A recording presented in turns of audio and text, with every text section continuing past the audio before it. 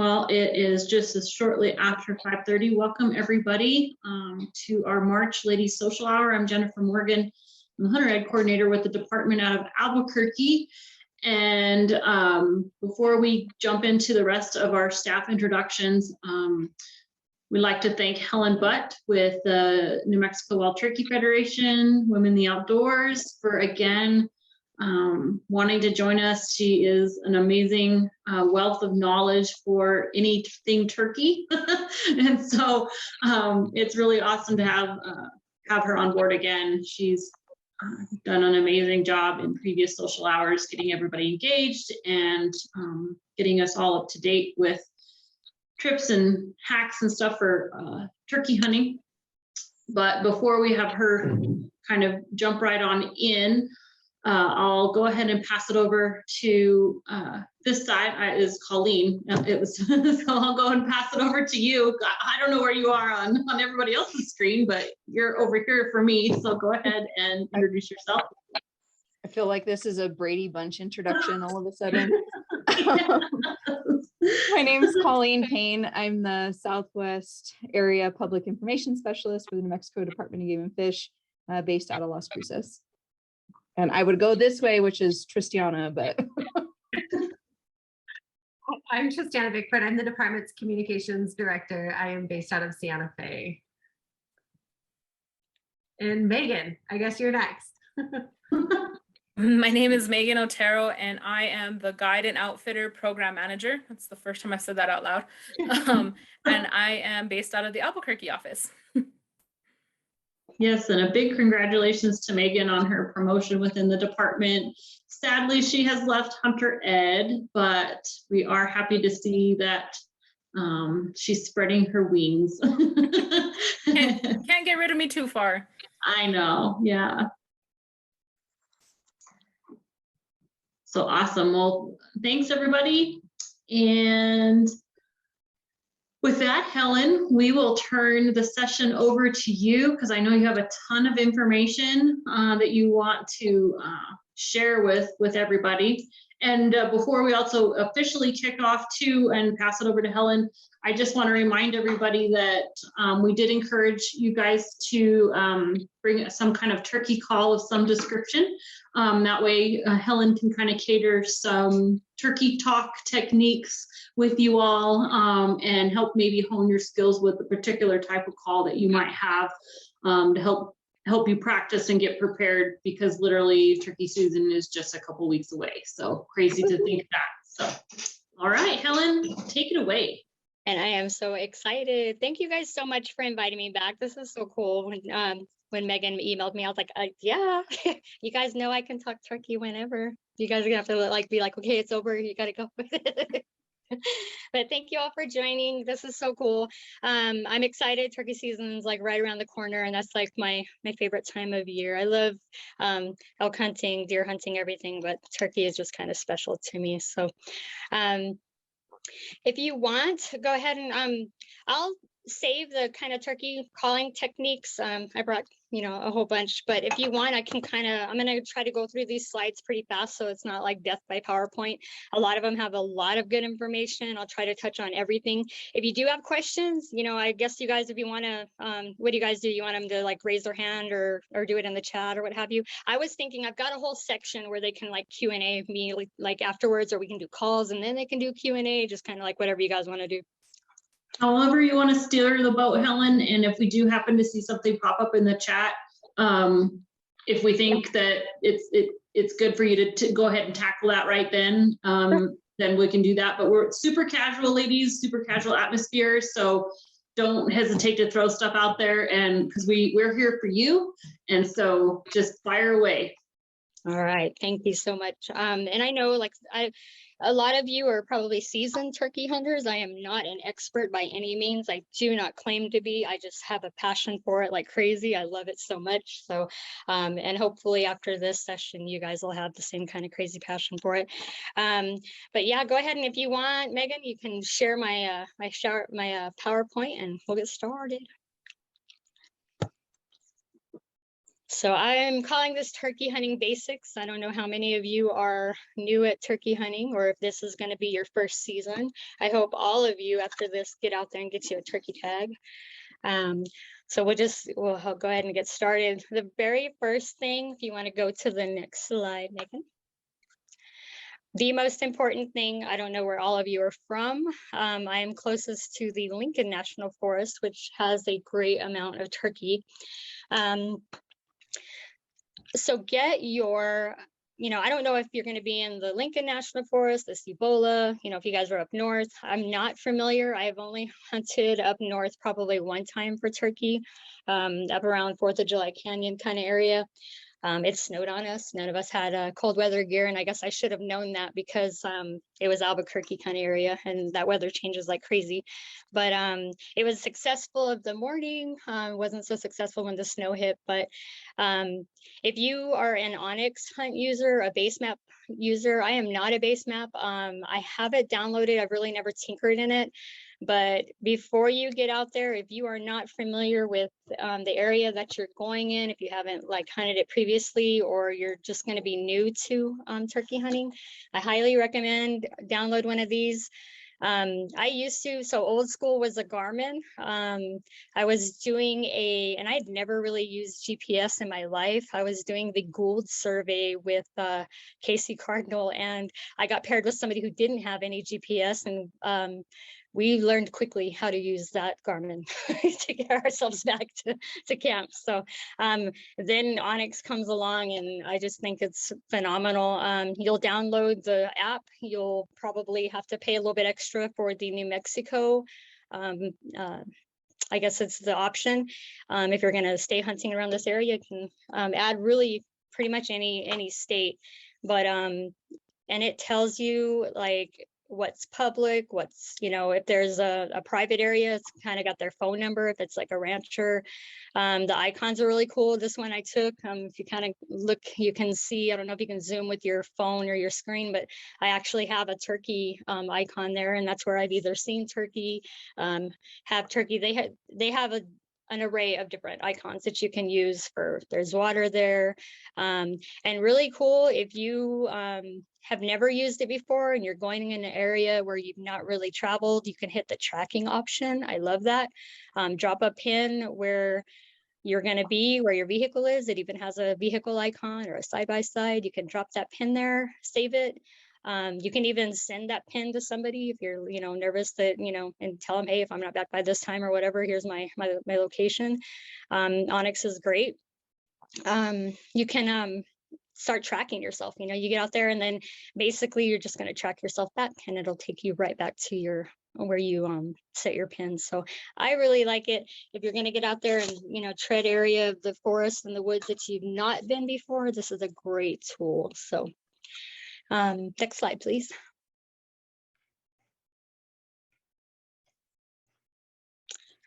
All right, so first things first, got a lot to cover here. Everybody's big question is, if you haven't been driving around in the woods or the forest and you don't see the turkey, where do you find them? That's going to be such a big deal. Pre-scouting is just like if you've gone elk hunting, people get out there and they'll go glass and try to figure out where they're, where they're sleeping, in this case, it's going to be where they're roosting, because they roost in trees. Our mountains are kind of unforgiving in spots, so get ready to hike. Take plenty of water, your packs, some snacks, toilet paper, whatever you need in your pack to be gone for a little while, and just get out there and hike. I call it doing your turkey homework, and I've been doing it a lot lately. I don't know if anybody follows me on social media, but I am constantly looking for all kinds of turkey sign and roosting trees. So our turkeys out here, the ponderosa pines are kind of like, where we call their bedroom, where they're roosting, where they're going to go in the evenings and sleep till morning. Find their water. That can be anything from a creek. Some of them will join cattle and jump on a cattle trough. Sometimes you'll come up on a dirt tank when you're hiking back there that all animals use. drinkers. Sometimes some of the habitat people, you know, the RMEF, the Mule Deer Foundation, the, you know, us, the NWTF will take part in different drinkers out there that that really cater to either turkey or all wildlife. So finding water is key. I know a lot of times dirt tanks dry up, so you know, maybe where you saw water at one part of the season, it's, you know, it may dry up by the time spring gets here. We do have a lot of monsoons, so you know, some of them stay pretty full. Just depends on how hot it gets in the weather. So just finding turkey sign, and we'll go over that next. But mark your, you know, and if you're a trail camera user and you're knowledgeable about it, I do it all the time. You know, if you're in an area where you know, don't think it's gonna, and I know if they get stolen, we pay like $24 at Walmart for a Tasco just in case that happens, but it happens.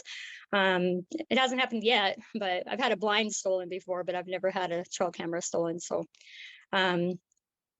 if you are a trail camera user, that's good. You can start patterning, like as the closer it gets to the season, you can kind of pattern because there is date and time on there.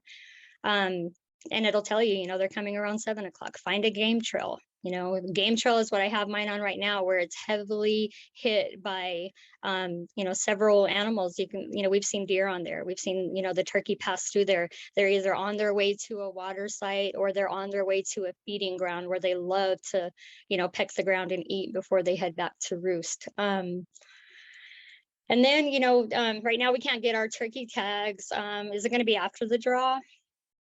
Jennifer, anybody? I guess, because are you guys waiting? I know I got on. Can you get on? They'll go on sale tomorrow morning. Tomorrow. Okay, thank you. That was one of the questions I had, because I tried to get on there so that I'd have the information ready for today, and I did not see it. So I was like, well, okay. But yeah, so tomorrow, awesome. Get on there and get your turkey tag. And you can, I'm not too familiar with like the e-tag version of it. I know I've just kind of like looked at it, but if you get your turkey tag in advance, they'll either mail it to you. And I know you can either go to Sportsman's Warehouse or Walmart also to get it. Keep it on you at all times in your pack. I always keep mine on my pack. That way I always have it. Maybe cover it in plastic, like a Ziploc baggie, in case, you know, the rain drenches you or, you know, it gets wet.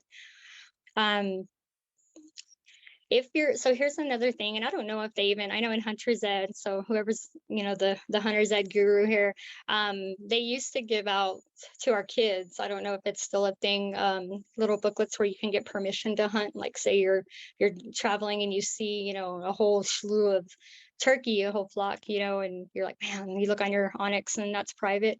It is perfectly okay to go ask. You know, the answer is always no until you ask. So we've had lots of permission. You know, we have, you know, great people that tell us, yeah, that's fine. You know, we're into elk, we're not into turkey. Or, you know, as long as you guys aren't disrupting cattle or whatever, yeah, go for it. So get it in writing and have it on you.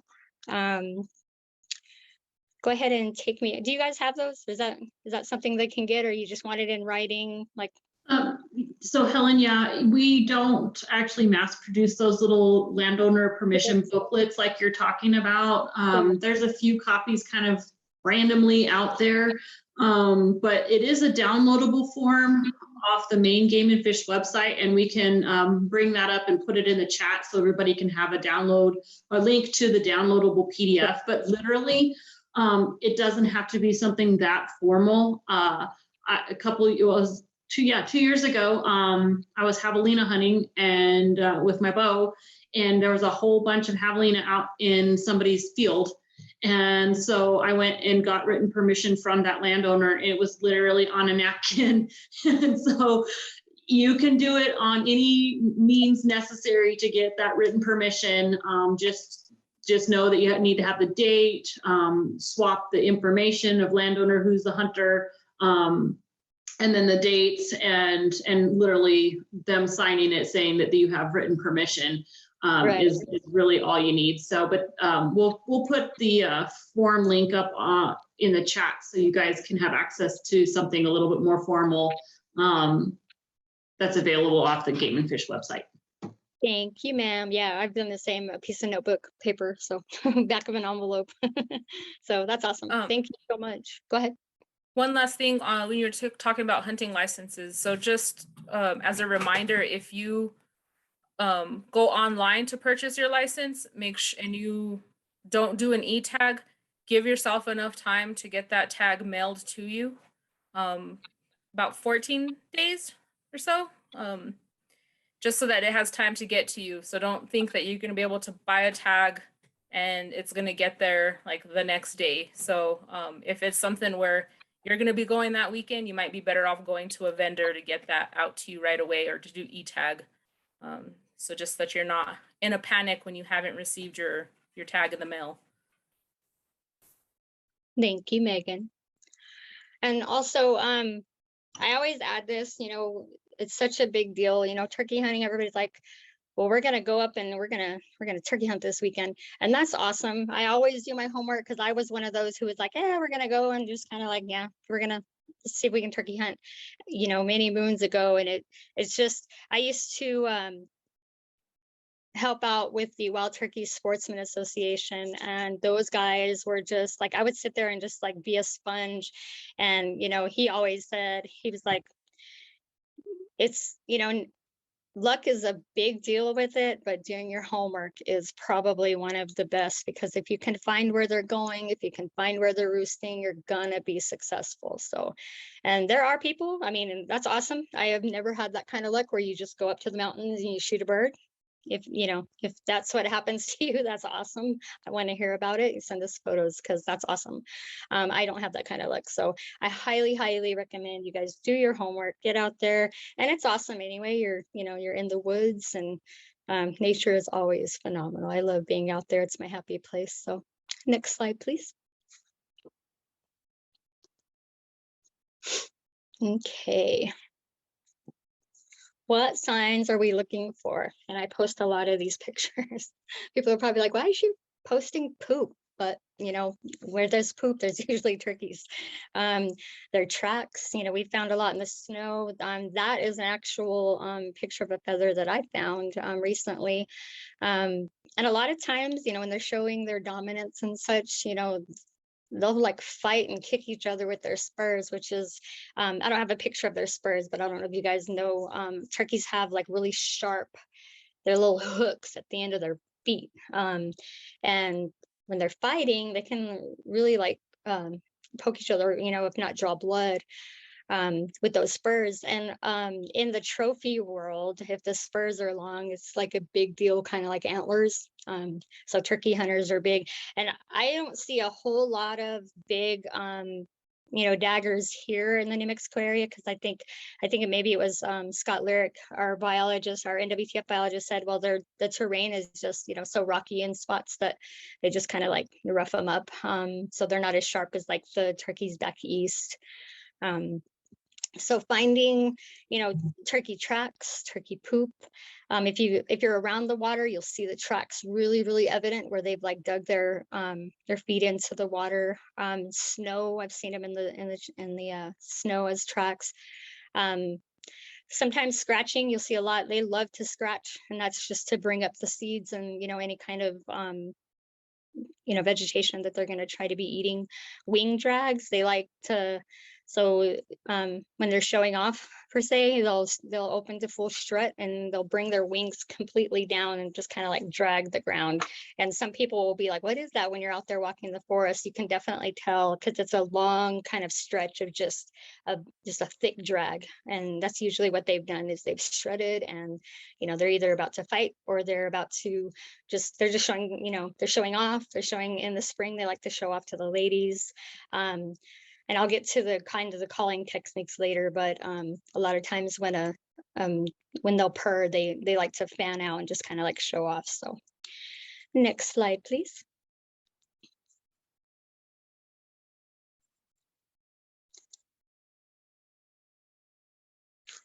So the next big thing, so you've kind of located turkey, you've got a good idea where you want to go. So what weapon are you going to shoot? Here is always, every time we do a class for anything to shoot a bird is going to be a shotgun. The other is archery. I have not tried it yet. I'm super nervous about trying it with my bow. And a lot of times, because a lot of us are out there kind of running and gunning, we don't really, that's a lot of movement because turkey's eyesight is phenomenal. We're very, very blessed that they can't smell because we've been in a lot of trouble. They can see like nobody's business. Their eyesight is phenomenal. Their hearing is pretty dang good too. I know I had someone say, oh, wow, it's windy. That's the best time to sneak up on them. Well, not our mountain birds. You try to sneak up on a turkey here in New Mexico, and it's going to end up like 2 ridges over, and you're going to be pretty much gassed and out of breath before you get to the top. So there is no sneaking up on these turkeys. So what kind of gun are you shooting? Well, it's usually going to be a 12 gauge or it's going to be a 20 gauge. Lately, some people are dabbling into a 410, which is a smaller shotgun, smaller shotgun shell. But TSS is a manufacturer that says the 410, it doesn't even matter that, it's got a pack to the punch. So people are trying a 410. That's usually a youth gun. I have shot turkeys with a 20 gauge and a 12 gauge and a 20 gauge youth. I actually have a Charles Daly that I love, and I've shot a lot of birds with that one. It's probably my favorite. If you're not sure what kind of turkey load you're going to use, your shotgun will tell you. It's on the barrel. It's pretty much engraved, and I'll show you. Can you go to me real quick? I know there's a picture of a Winchester Longbeard box there, but can you guys kind of see? So Remington, these heavy metal shots are great. And it'll tell you if your gun takes on the barrel, it'll tell you if it takes like a 3-inch shell or a 3.5-inch shell. And it tells you also on the box. So you're matching your barrel to the box of shotgun shells at the store, Sportsman's Warehouse. I think Walmart still carries them, but we get them from Sportsman's Warehouse. So. And then if you're going to go with, I'm not an avid turkey hunter with a bow, but you can Google probably what's a good, I know Rage, they say, is probably one of the best out there, and there's mechanical and there's fixed. Some of them say that they like the mechanical because it'll open, once it's on contact with the bird. Fixed, it's just a sharp razor cut. And shot placement, definitely, trying to, those birds are, I think that's what's discouraging me from trying to bow hunt them, because, once you shoot them, you see can you go back to the slides and I'll show them on that patterned. So go to the one where that one. So you see where all the BBs are in the turkey's head, pretty much. I mean, and that's a turkey shot pattern from your shotgun.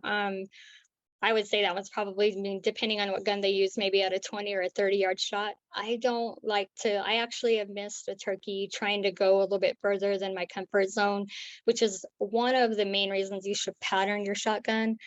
And we're going to do how to pattern your shotgun. We do it every year. I used to do it with the Wild Turkey Sportsman guys. They've since kind of they're not together anymore. So I kept doing it. I did it last year. This year I'll do it again at the Butterfield range. I know that's kind of a drive for a lot of you. If you do make the trip, we'll make it worth your while. I'll probably have coffee and donuts that morning. We'll learn to pattern our shotgun. I can, if you do come, I have turkey calls I'm giving out. So mark your calendars if you guys can show up. It's going to be on a Sunday. We'll shoot out for 20, 30, and 40 yards, and we'll see if you have a shotgun you're going to use this turkey season and you want to bring it. I'll have plenty of bird load on hand. And that's another thing. If you don't know how to pattern your shotgun and you can't make it out to me, just make sure you're not using turkey loads to try to practice, because you won't ever want to do it again. It's definitely it gives a pack to the punch, and you don't want to. And then, I mean, turkeys, the shotgun shells aren't cheap. So you don't want to be out there wasting that ammo anyway. Bird load will work just as good to pattern it for your 20, your 30, and your 40 yards. But I'll be out there. I'm going to be giving away some turkey calls. You can bring your own, or you can use, we usually bring probably 4 to 6, ranging from youth all the way to, youth 20 all the way to, it's on there. There was a question if we could send them the information. It's on, I don't know if they can see that slide on their phone, but it's at the Butterfield range. Where's the Butterfield range? Can you give them? Yeah, it's in Las Cruces. And what I was going to say is, if you follow the NWTF Women in the Outdoors Facebook page, I'll have the directions and the event on there. It's in Las Cruces, kind of out going towards Deming, New Mexico, off I-10. So, and that'll be Sunday, April 3rd. I'll be out there as early as 9. We'll get started around 10, and then we'll go until everybody's pretty much comfortable and ready to go. I'll stay as long as I need to. So thank you, Tristana, for putting the link up there. But yeah, I'll have directions. I'll recap the time, kind of like what the event's going to be about. I welcome you guys to come. If you've never shot a shotgun, you can definitely use ours. We'll have plenty of bird load on hand. And really just getting you comfortable, and ready, and getting your shotgun ready. That way you guys are good to go for the 15th of April. Do you have any questions, or are you ready to go on to the next slide? You guys good? No questions yet, other than the one about the messaging of the event. Okay, go ahead and go on to the next slide, Megan.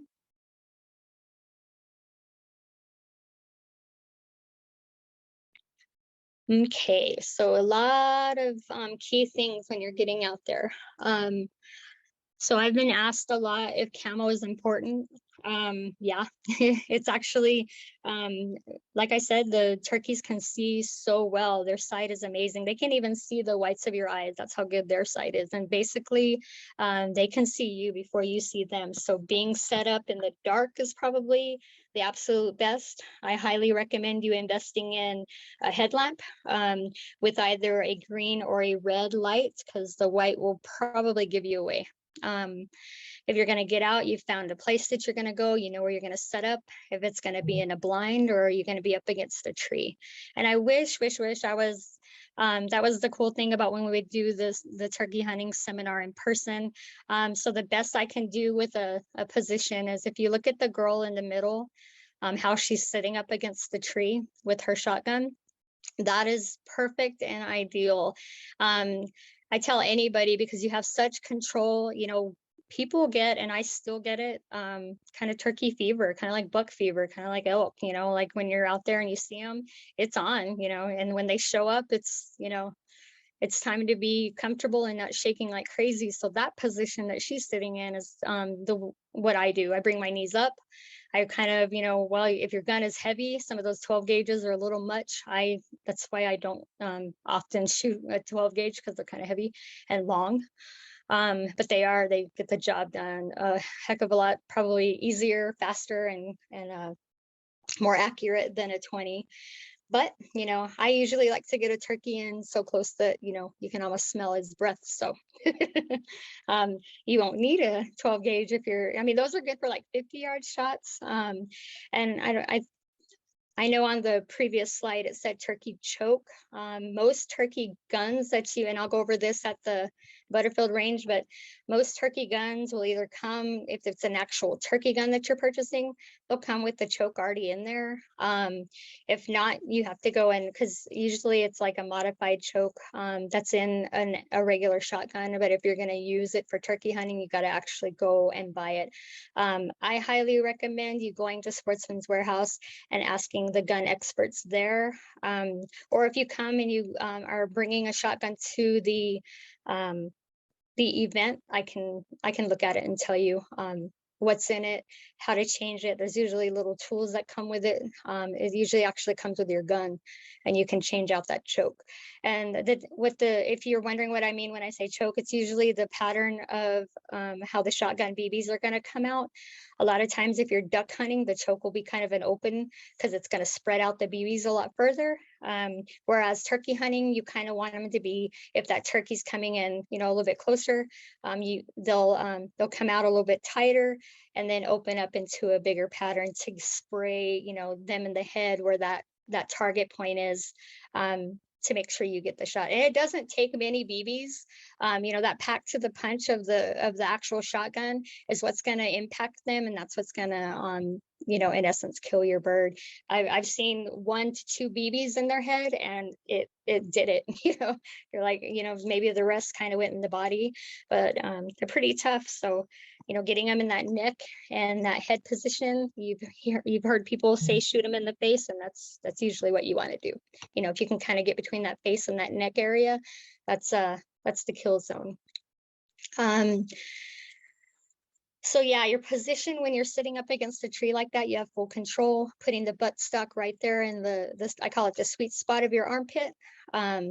If you don't, you're going to end up with a heck of a bruise on your arm, and that'll definitely show you. That's why we like to get you guys out there ahead of time. I set up kind of like a stand that's like a tree stump looking thing where you guys can sit there and literally practice that position before you get out there, so that it's not, you know, new and uncomfortable when it's go time. So next thing, are you going to use decoys? A lot of people, if they're just relying on their calls to bring the turkey in, that's sometimes, you know, in our mountains, that's enough. You know, a turkey is going to be curious and they're going to be listening for that hen call. So decoys, I've used them a lot of times. Probably with a good combination is going to be a Jake, which is the younger tom, and a hen, which is the female. And those are the ones that's a good setup, because a lot of times, if you're using a full strutted tom, they'll get, you know, a lot of them will get discouraged and they won't want to. If you have like a tom that's not scared, you know, he'll come in and, you know, want to fight whoever's there. He won't care. But a lot of times, you know, I've been in a hunt where I've had one chicken out because we've had a full strutter, and he'll just leave. He'll just like keep on going. He won't even stop. And then we have some that'll come and they're like ready to fight. So it's really gonna, if you're gonna use decoys, I think the ideal setup would be a Jake and a hen.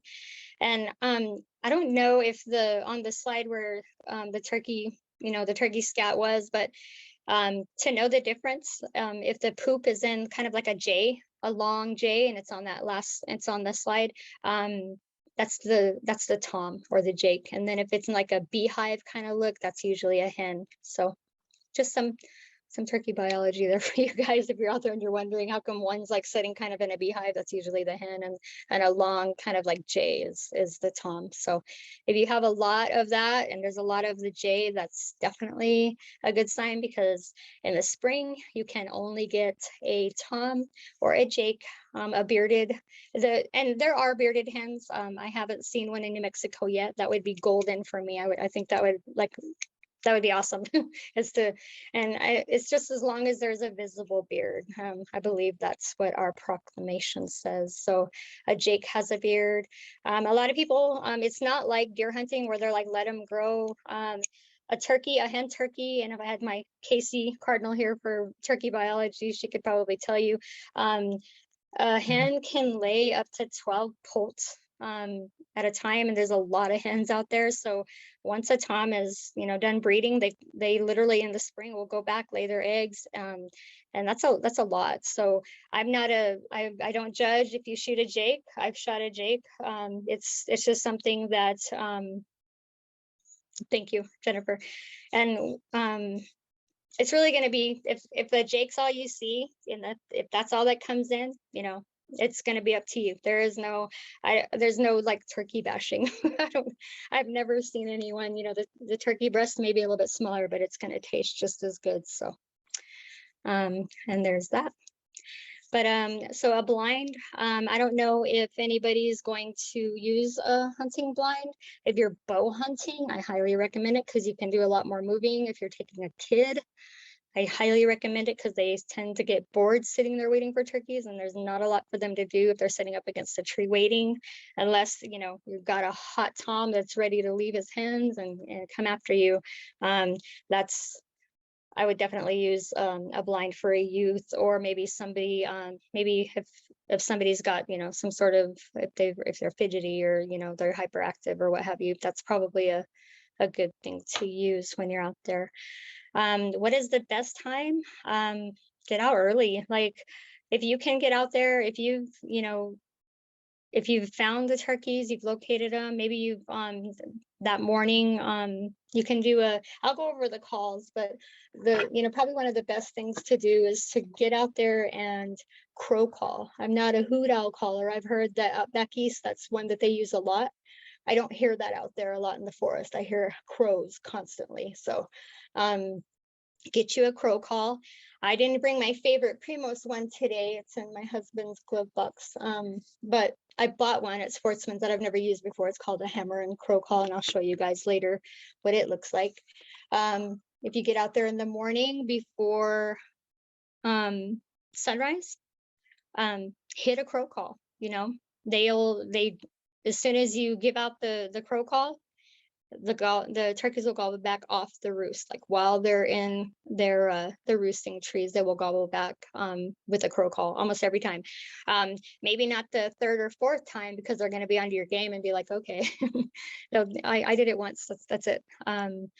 But the night before, if you've seen them, you found some, even the night before, right when the sun's about to be just gone, when they're, you know, they've already made it to their trees around, you know, 6:30, 7 o'clock. If it's still daylight, you know, give it a little bit. If it's really close to that peak of time where it's like almost dark, hit a crow call. You know, you'll probably get a gobble, and that shows you that they're in those trees, and that's a good location to get into the next morning. And like I said, do it again, you know, before the sun comes up, and then get into your position, get where you think you're going to be set up while it's still dark. Now, I have been in a position where I've taken a girl out. It was a little bit slow kind of getting through, you know, to where we wanted to be. She got a little bit tired, so it took us a little bit. The sun started coming up. That's okay. Don't panic and be like, oh my gosh, you know, our opportunities are gone because they're going to see us. You know, hit a hen call and see if you can get a gobble. And if they're gobbling, just find a spot, a tree, you know, somewhere to sit up against and be ready. And it's happened. Sometimes it happens that fast and they just show up. That same girl that I was telling you guys about, I sat us down up against a log.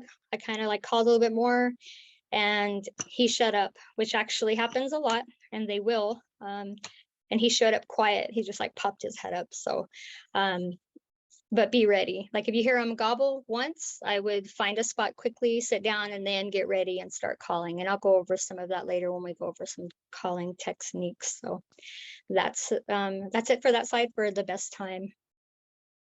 Next one. Okay, what calls do I use? I'll save that for the question and answer part of like when we're actually all going to do them. I'm going to quickly go through and just that way we can go on to the call portion. So YouTube is your friend. I don't know if any of you know who like Eddie Sattler is, Michael Waddell.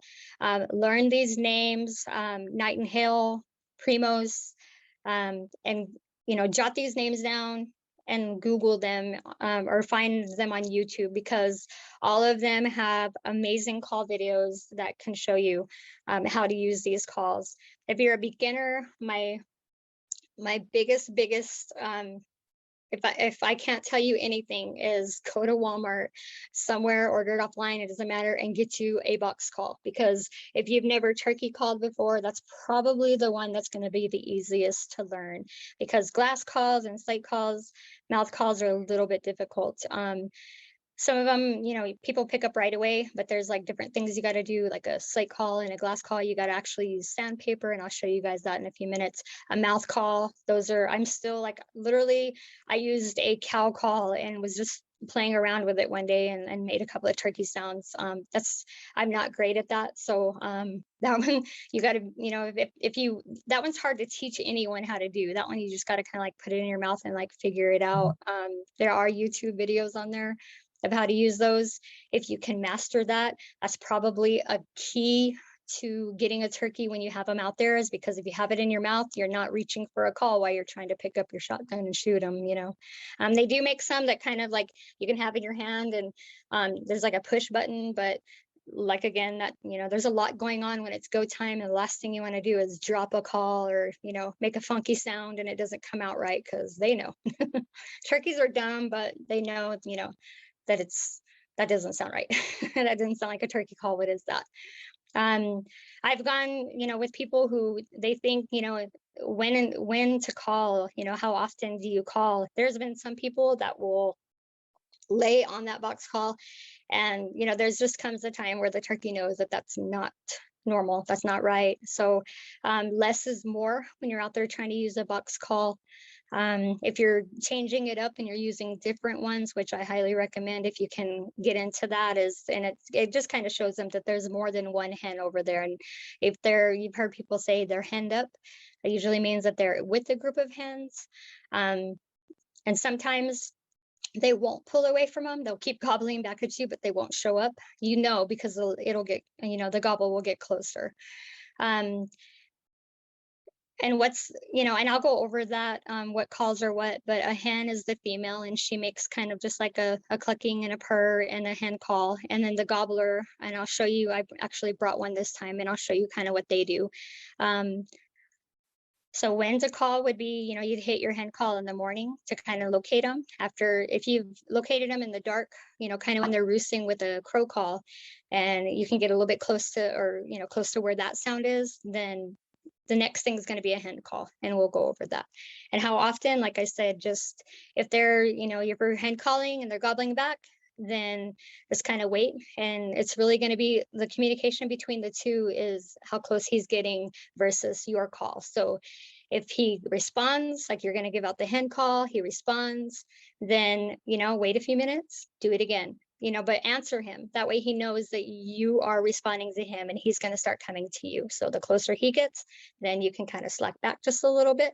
And, you know, basically it's just like human nature, you know, you're trying to seduce him and get him back over here and away from the other girls. And you're trying to sound, you know, a lot sexier than the other ones. So that's what you're trying to do is pull them away from the other hens. So, and a lot of times, you know, somebody said, you know, is it too late after 9 o'clock or 10 o'clock? Absolutely not. So here's the little trick and secret. A lot of people quit because they don't hear them anymore. That's not the case. A lot of times those hens will go off to lay eggs, and guess what? That Tom still wants a girl, you know, just because his girls took off and went to go lay their eggs or whatever. He still wants, you know, he wants to be with a hen. So I don't ever give up. You know, we were late afternoon, just kind of, I call it walking and squawking, you know, they had shut up, you know, in the spot we were in, never came. And we were literally walking and, you know, squawking the box call. And all of a sudden, lo and behold, gobble, gobble, gobble, you know, there was a gobble and he responded. So, no, I would say keep trying, you know, just don't give up. It was late season too. That was kind of crazy, but yeah, he showed up and he had 2 hens come in first, and then him and another Tom showed up, and we had an opportunity. And it was literally the last weekend of May, which is, you know, they always say it's the most difficult time because, you know, they're not as active as they are in the early season of April, but it can be done. It can be done. So next slide, please. So you got your turkey. And what do you do now? You're like, oh, well, that was fun. You know, the hard work always begins afterwards. It's with elk, it's with deer, and it is with turkey. What do you do? So tag it properly. You can kind of see our New Mexico tag there. And I'll kind of get into this later, but I don't know if you guys can see the very bottom picture on, I guess it's going to be your left hand of the screen. There's a picture of Michael Waddell there.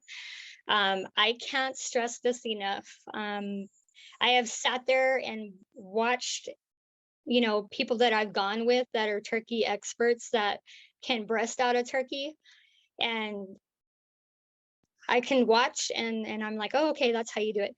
But I tell you what, the video, if you can get on YouTube and just search Michael Waddell breast out a turkey, that video, he does it literally.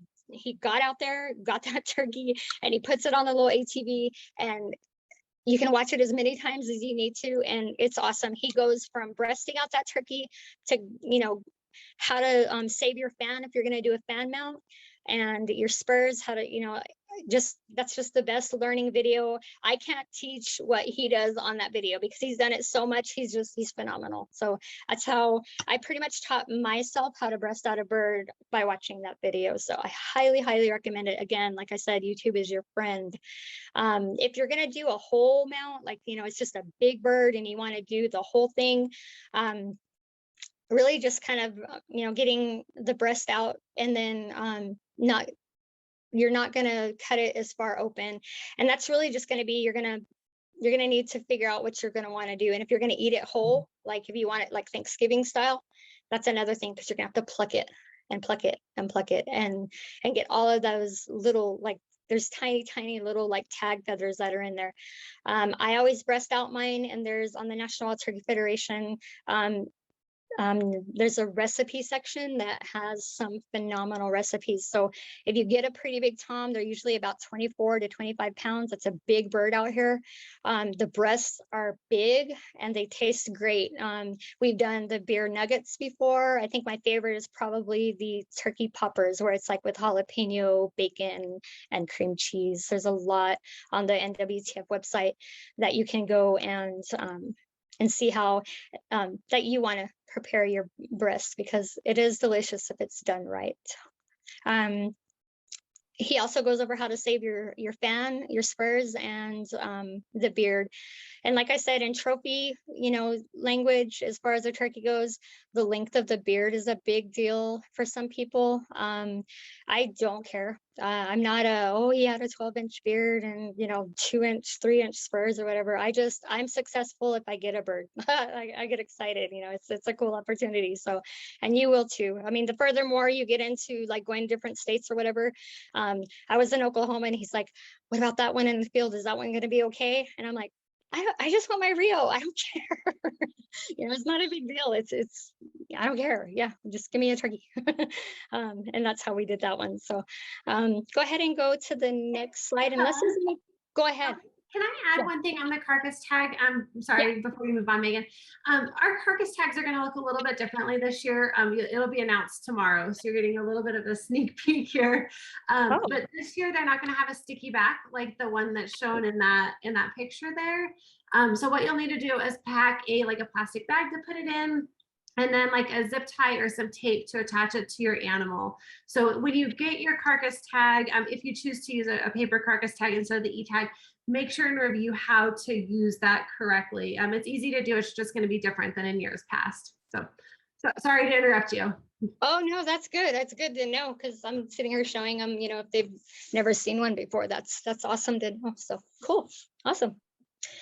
All right. Well, does anybody have any questions about the whole spurs? And she went over tagging, how to save your mount, where to take it, anything like that? Anybody? No, we can always hit that later. There's a Q&A part at the end. So for those of you who are, even if you're not, I don't want to say seasoned hunter, you know, turkey hunter, seasoned expert, whatever. I don't use any of that. I think if you're just a turkey hunter and you love it like I do, take somebody else. You know, I try to do it every year. Every year I have someone lined up that has never turkey hunted before, or really has never killed anything before. So turkey hunting I think it's pretty easy for youth and women to get out there and try it. You know, some people have a soft heart for deer and how they look, and they're just beautiful, and I don't think I can shoot it. And then you look at a turkey and you're like, yeah, I could probably shoot that. They're beautiful. Their fans are gorgeous, but yeah, they're kind of ugly. My own personal opinion. But so this photo that you're seeing, this one was Stephanie last year. We had a great opening morning, had some great turkey action. They actually ended up kind of going behind us, and away from us, and down a canyon where later we did hear 2 gunshots, which meant that hunt was over, and that's okay because we had a lot of excitement.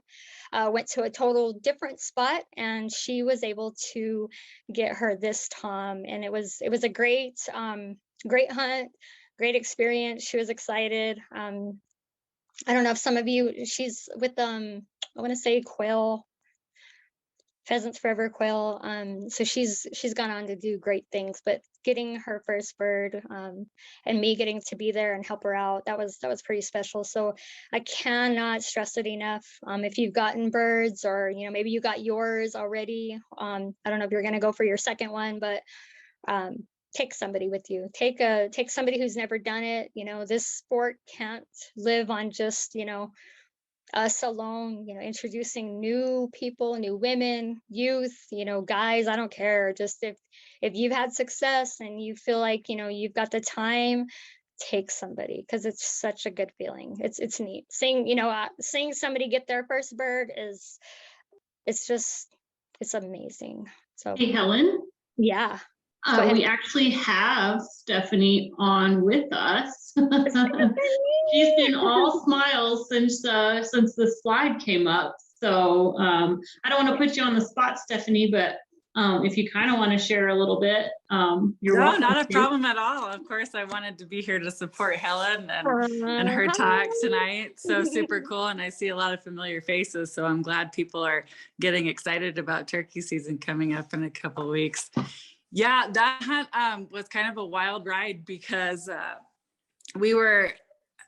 was pretty confident, I think, that morning when we saw those toms coming in. And what we didn't plan out, which was a lesson for us, was a signal to let each other know without making noise that there were turkeys coming, because they came in on my side and Helen couldn't see them from where we were sitting on the tree.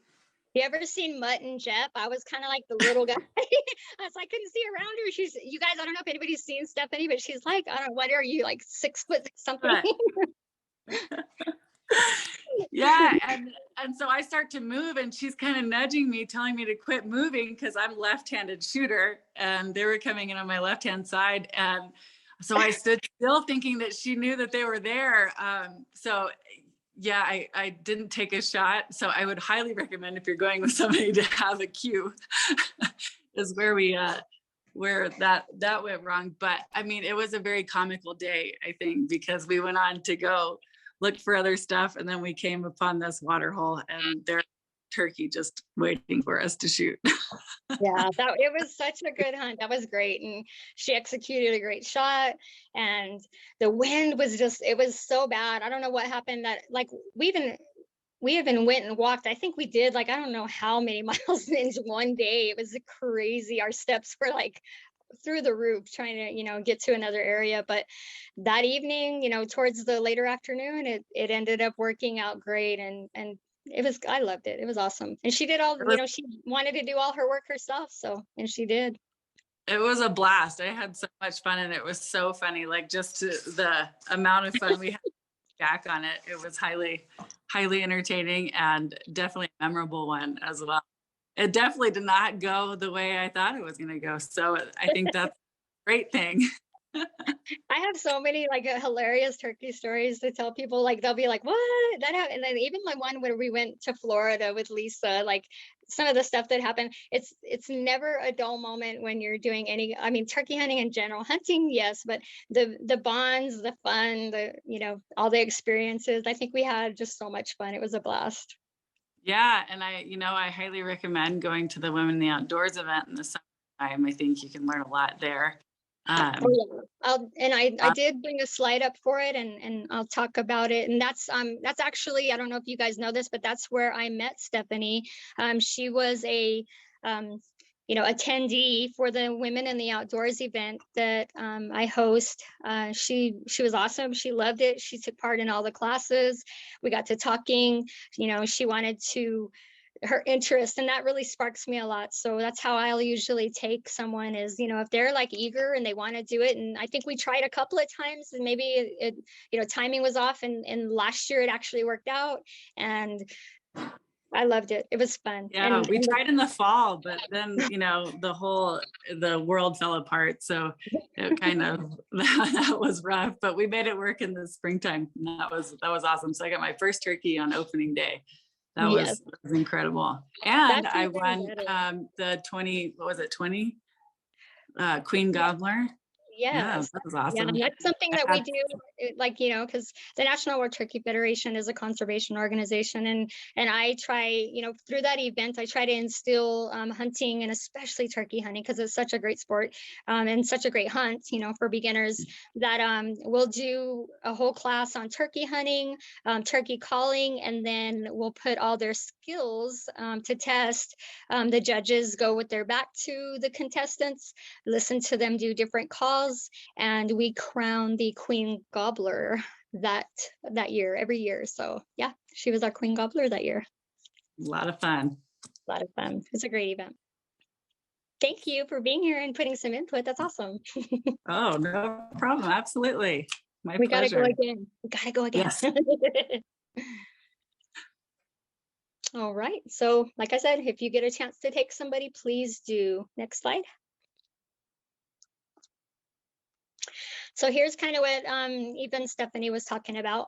So if you guys want to save the date, this is one of those events that is, I call it a magical weekend. A lot goes on, but if you can see, you know, the year before COVID is that top photo. We had 83 ladies come, and I could not, and I stress this, you know, be on without like Tristana, and then we had Jeremy Lane, who was at almost every Weedo that I've ever had. They come. Jessica was with you guys at the time. You know, the Game and Fish plays a huge part in this, and I absolutely love having them there. They bring a lot of equipment, a lot of knowledge, a wealth of knowledge to help you guys, you ladies out. And it's just a weekend of just nothing but, and there are like some classes that aren't hunting. I try to cater to kind of everybody who, you know, if they just want to be like, you know, wilderness oriented. We've got some camping, some fire, some leather making, some Dutch oven. There's a lot of classes that don't involve hunting, but I kind of center a lot of it around hunting because we are a hunting conservation organization. So that's like my main thing, is to make sure that the ladies are there for that reason and to learn about it. We have sometimes up to 20 classes. I know that's a lot to take, but what's really cool is a lot of them are offered every year. So we try to keep them kind of like college style. It's going to be a curriculum that you can come and attend, and, you know, there might be something you didn't have time to take last year. Well, take it this year, you know, or maybe there's a new class, and it's something that, you know, like this year we've probably added 4 new classes. We've got trapping, we've got elk calling. There's actually, Renee wants to do an elk calling contest this year, which we've never done. So that's going to be kind of cool and exciting. Our instructors are phenomenal. I could not do it without them. Them volunteering their time is just, I mean, I don't even know where I'd be without them. You know, I'd be just teaching probably 3 or 4 little classes, you know, by myself or something, but I would do it anyway. My very first Women in the Outdoors, I had 3 ladies attend. And so to be able to have 82, 83 as our biggest event was pretty awesome over a time of 5 years. So this year it's going to be held at Camp of the Tall Pines again. The new owners are amazing. I'm glad to be back there. The facility, we were there on Sunday for an NWTF meeting. It was phenomenal. They have done so many like renovations. Everything was just beautiful. The fishing day this year is going to be on Sunday, and they actually have the pond stocked. So we've had fishing in the past, and we've had a few places where ladies have come. They teach you to, you know, the Game and Fish will teach you to how to set your fishing pole up with bait and hook and bobber, and nobody's caught anything. When this year they said that it's stocked with like an array of fish, so that's going to be really, really cool. I'm excited about that because I can do some catch and release. I don't know if any of you ladies were there when we actually got to go and timber on. So Shelly and her aunt will be back, and they're going to actually do the turkey nuggets again with the spicy sauce and show you guys how to make those. So it'll be fun. Those were delicious too. I don't know if anybody remembers. Were you there for that one, Stephanie? Did you? I don't think I got that. I remember the oryx, and that's what I was all pumped about. Remember? Oh, yeah. And we will. So we always incorporate wild game. We'll do wild game night. That's usually on the Friday that all the ladies arrive, and we'll do we'll incorporate something. We've done elk fajitas, we've done oryx, we've done antelope. We did a whole like big old sample thing last year of a bunch of different wild game, and it was awesome. Mule deer. So we'll see kind of what, I don't know what's going to be on the menu this year, but it'll be definitely wild game, and it'll be delicious. So that's usually our wild game night is on Friday night, and that's sponsored by Yeti. They're a partner with the National Wild Turkey Federation, and they get us our Yeti coolers to keep that meat cold while we're transporting it from point A to point B to make for you ladies.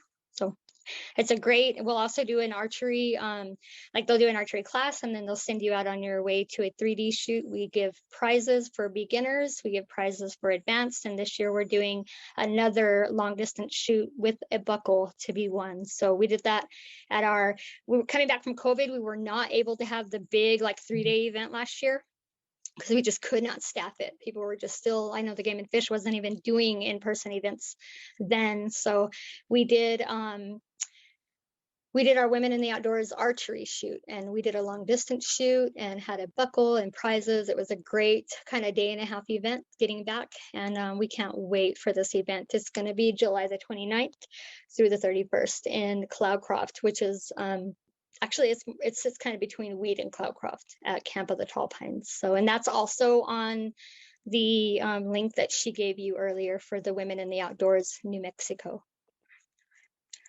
So let's see, what do I have for the next slide? I guess this is it. Any questions, comments, concerns? We can go into some turkey calling. I can answer questions the best I can. We can talk turkey lingo, whatever you guys want to do. I don't know how much time we have now. I've probably like used almost all of it up, but I'm definitely here to It's just a little after 6:30, but we want to be able to field any questions or anything that the group might have, especially. So if anybody, nothing's popped up in the chat just yet, but if anybody does want to ask Helen directly, you can raise your hand or throw something up in the chat, and we'll make sure that she can help you out. Jennifer, everybody should be able to unmute their microphone and ask questions as well. Oh, great, super.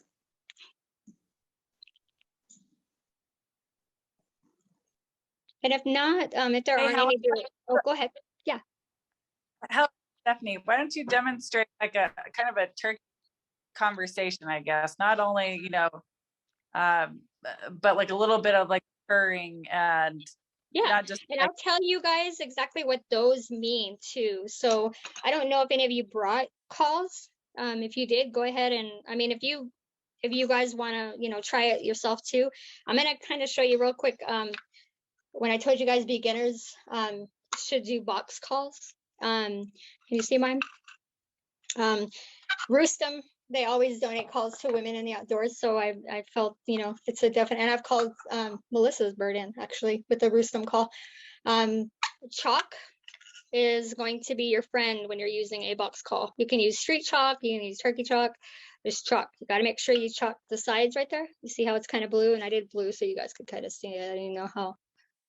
And really friction. Some people hold it this way and do their call, and some people face it towards them. These things are noisy, and that's another thing. If you put a rubber band, if you're heading out there in the woods, put a rubber band on here so that it keeps it quiet, because these things are noisy. They'll be in your bag all making all kinds of crazy noise, so you don't want that.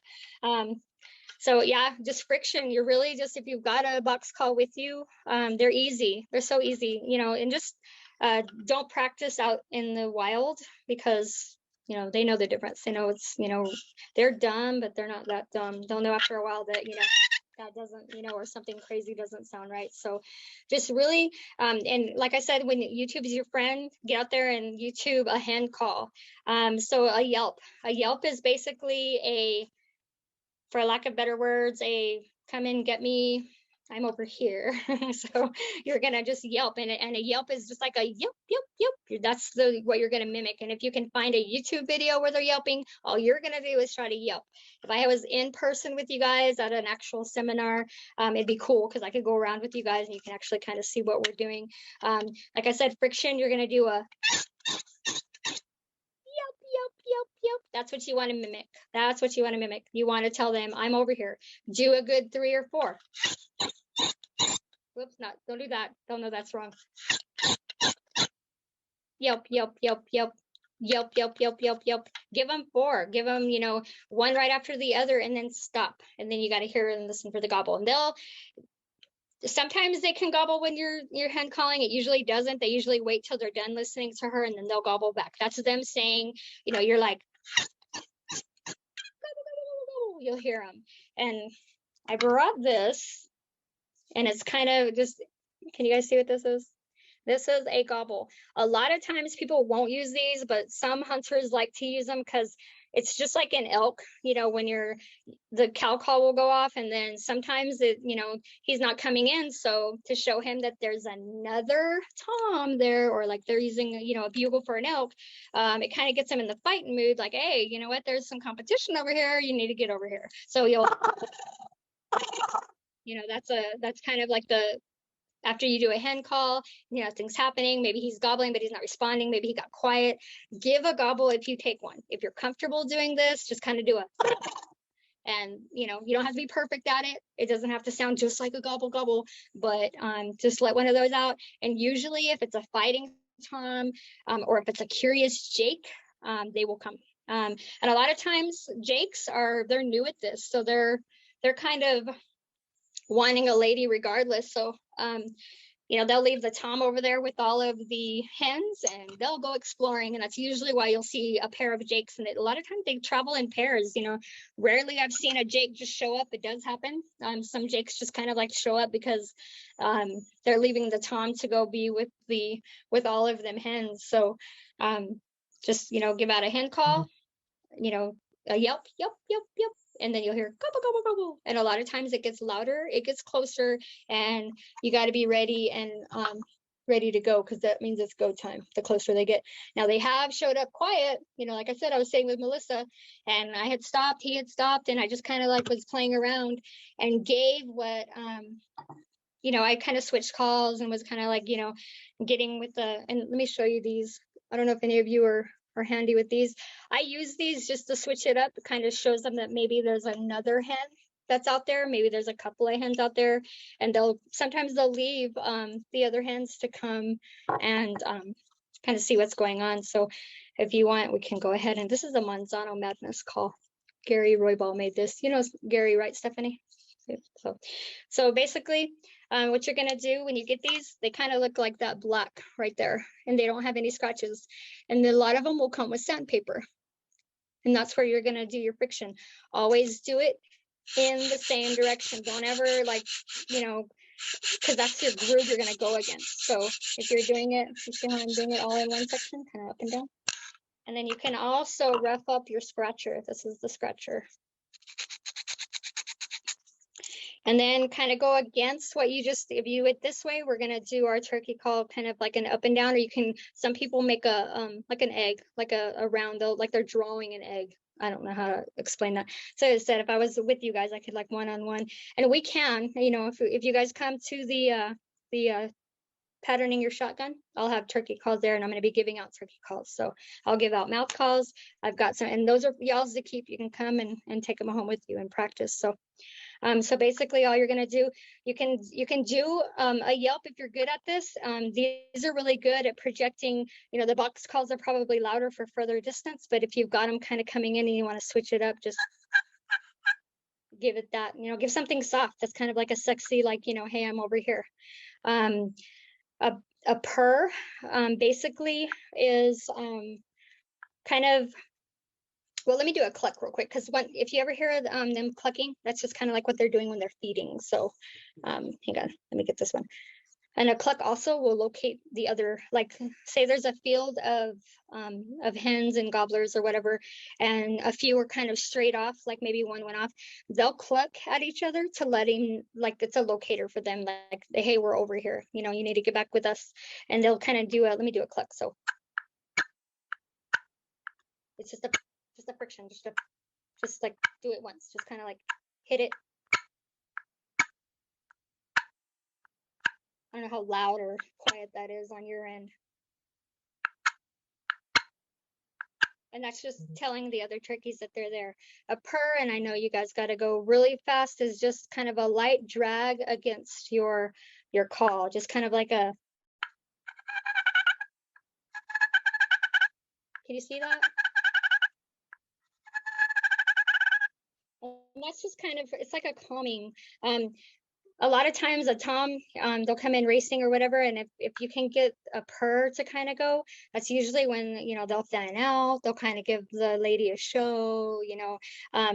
If you're in a blind, those are good because they'll go over and kind of like beat up on your decoy or whatever, and then, you know, they'll try to show off for the hen. So that purr, that it's just kind of like a calming, like you know, we're here, we're you know, we're together, we're calming. So it's just, that's the purr is kind of like a, not really a seductive, but more of just like a, you know, you made it over here, and then he's going to just kind of like show off for her. So cluck is, like I said, just to make sure that they're all grouping back together, kind of locating each other.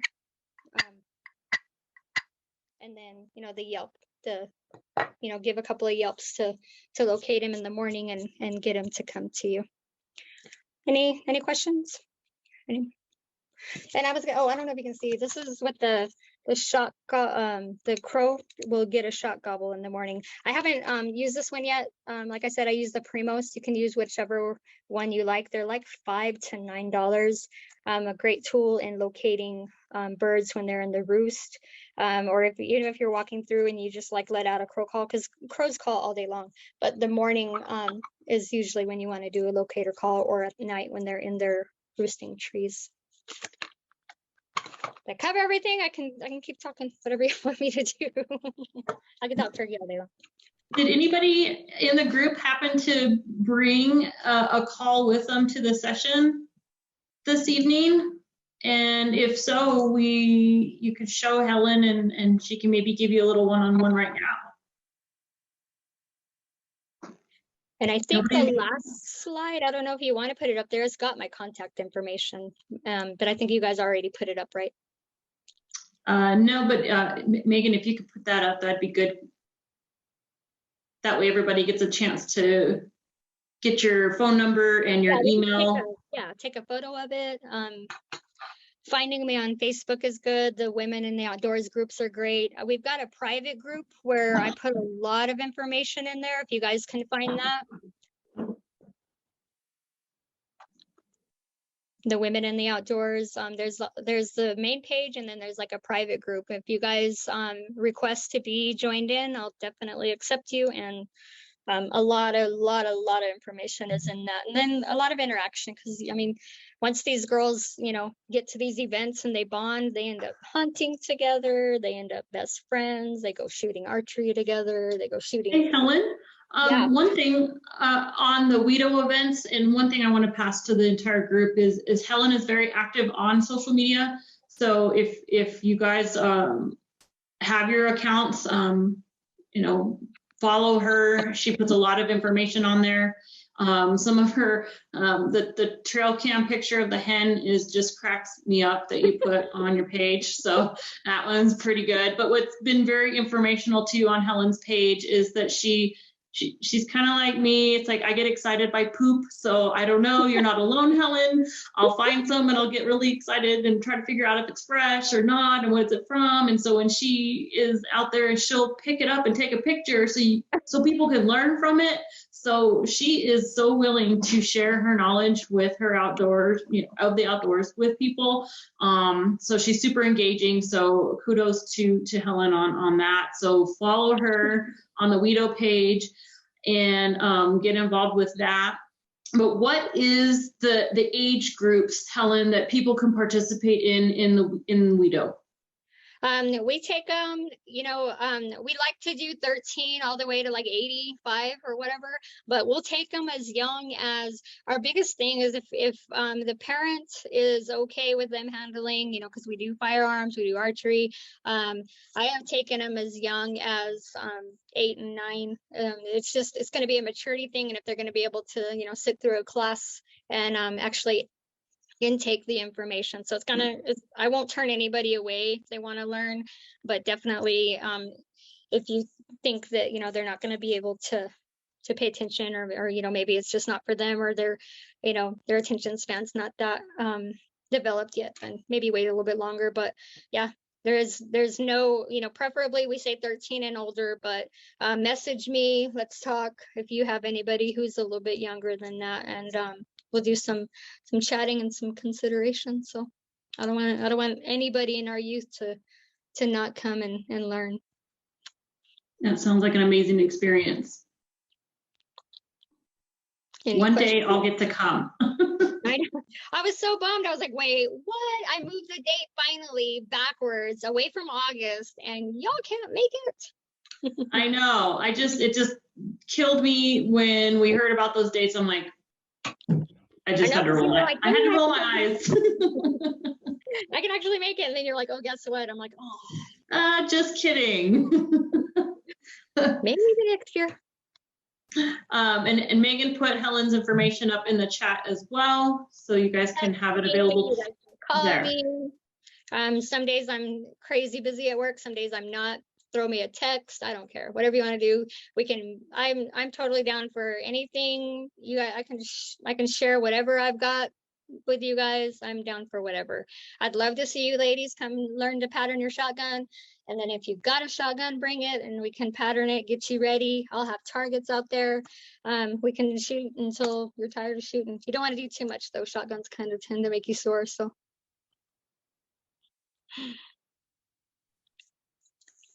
I am here for you.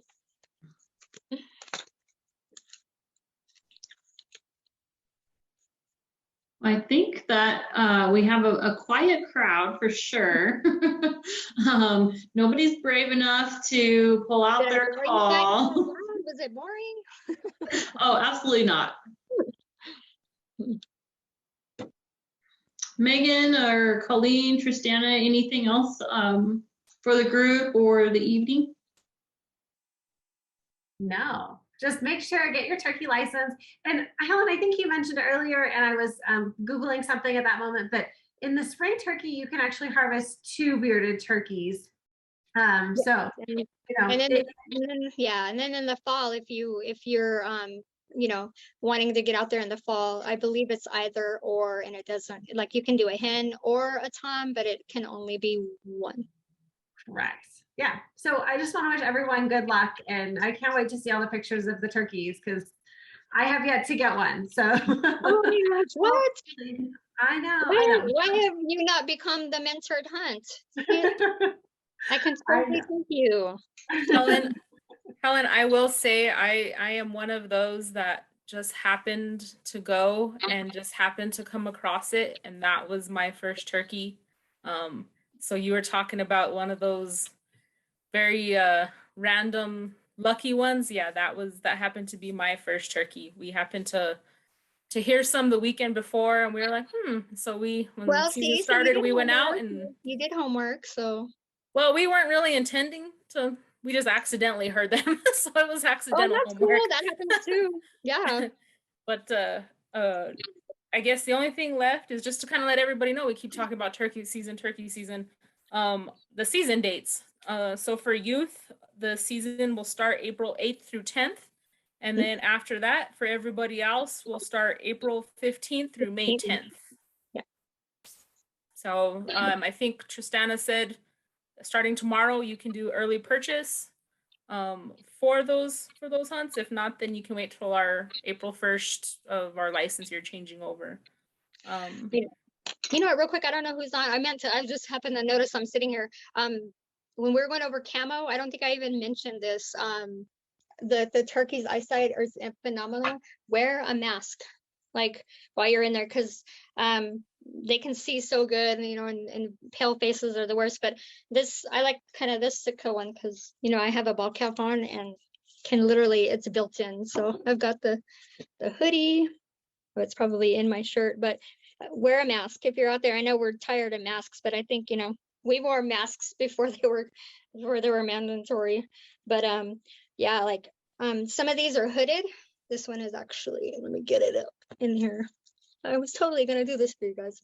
But anyway, so can you kind of see if you guys are out there and you're up against a tree, wear a mask. So you see? Yeah, I want to totally reiterate how well turkeys can see. I've literally had a hen pick me out of a tree stand with me just blinking. Yeah. And so it is amazing how well they can see. I was pig hunting, and my target was not intention for a turkey, but she just happened to be coming in to where I was sitting. And I was just completely amazed how she was just going about her business. And then just, the only thing I did was blink, and she happened to look up at me and go, "You are not part of the tree." And I was just really amazed of how well they can truly see. So yeah, and pretty camo cool. is essential because they can see, if you're wearing solids and you're not in the blind, all animals see kind of like pattern breakup. That's why our camo is broke up. It doesn't matter if it's what camo it is. There's no like fight to see. I know like there's rotary and there's mossy oak and there's bottomlands mossy oak and there's Sitka and there's Kuyu or whatever. As long as you're wearing a camo, if you're blending in, great, that's awesome. But the birds and elk, all of them, they see like a pattern breakup. So if it's solid and it's moving, it's probably you're gonna get busted, and they know that that's not right. So Yeah, and Cami, I'm sorry. No, go ahead. Cami put a really cool suggestion in the chat about a turkey vest with the built-in seat. Yeah, absolutely. Yeah, we actually gave one away at our WEDO this past year, the archery shoot. It was really cool. It had the seat built in. I haven't used one yet. I'd like to, but I usually just kind of like park it right up against the tree and get ready. But they are a lifesaver. Or if you can find, sometimes they sell, Sportsman sells like just a little pad that you can kind of carry on your back. Yeah. Great. Yeah, great. if you're going to be sitting in the ground calling for a while, it's definitely going to make you a whole lot more comfortable if the ground is cold and wet, that you've got a barrier between yourself and the ground for sure. Definitely. And you guys, I can't stress that enough. Don't give up when you're out there. Don't give up. If you don't hear them gobble, sometimes they'll either show up silent or they're, move locations and try again, but don't give up. It'll happen. Helen, and just watch where you sit too, because Helen and I were pulling cactus prime. I forgot all that. Watch where you sit. Old cactus. I had cactus pines for a very long time after that. I did too. My pants, every time I'd move a certain way, I'd get a thorn in my leg or my behiney. Yeah, watch where you sit. I don't see any other questions. Does anybody else? Any last questions? If you think of something, it hits you later or 2 a.m, don't text me, but I'm just kidding. I don't care. Yeah, if you guys think of anything later, you have questions later, you show up at the event with a lot of questions, I'm totally there for you. I thank you all so much for attending again. Game and Fish ladies, you guys are amazing for inviting me back. It's so good to see you guys. And I can't wait to do this again. And good luck to everyone. Thank you so much. Thank you, Helen, so much for taking time out of your schedule to join all of us again. You're a wealth of knowledge, and I encourage everybody to reach out to Helen and ask her questions, because she is just so excited and willing to help anybody with anything. So use her as a resource for sure. And so yeah, if that's all, thank you all so much for joining us. Welcome all the new folks who we have on this evening. It's really awesome to see newbies, I guess. And then for several of you who join us on and off, we really appreciate everybody's support. We're here to hopefully educate everybody at no matter what your levels are. And just to put a plug for April's social hour, Tristan, I believe you're primarily working on that one, but I think it's some warm water fishing tips. Yes, we'll have more information out soon, but yeah, we'll be talking bass and walleye fishing in April. And I believe that date, I'm looking at my calendar, is that April 19th? Jennifer, I'll announce the date as soon as we get it finalized. Right, okay, that sounds fine. Yeah, I don't want to throw one date out and have everybody have it in their mind and then we switch it all up. We got to keep everybody on their toes though. So, well, awesome, everybody. Thank you all. Thank you again, Helen. And we look forward to seeing everybody next month. So everybody have a great evening and thank you all so very much for supporting us on the social hour. So have a great night. Good luck, everyone. Tristana, are you gonna, ooh, she's gone. I was gonna see if she was gonna save it to her computer, but I guess she will, so. All right, night, everybody. Bye, thank you.